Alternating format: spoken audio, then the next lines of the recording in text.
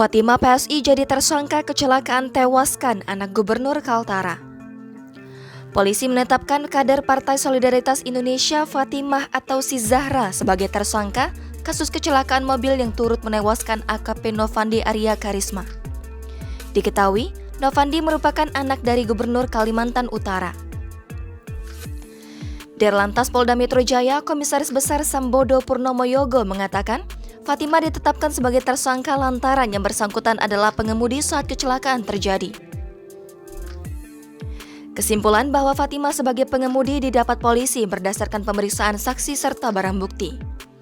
Dari pemeriksaan di mobil Toyota Camry itu ditemukan sejumlah barang wanita di sisi sebelah kanan depan atau di sisi pengemudi.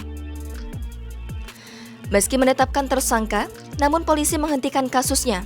Sebab Fatimah selaku tersangka juga turut menjadi korban tewas dalam kecelakaan tersebut.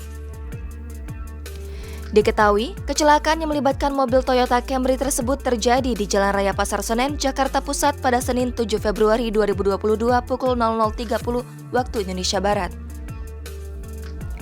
Kecelakaan itu menyebabkan 2 orang yang ada di dalam mobil tewas dan ditemukan dalam kondisi terbakar hampir 100%.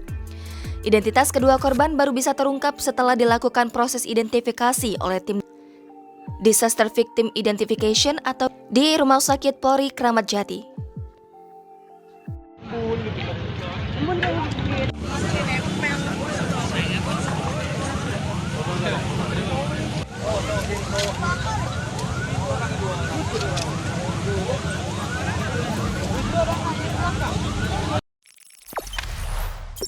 Jangan lupa subscribe, share, komen, dan like ya.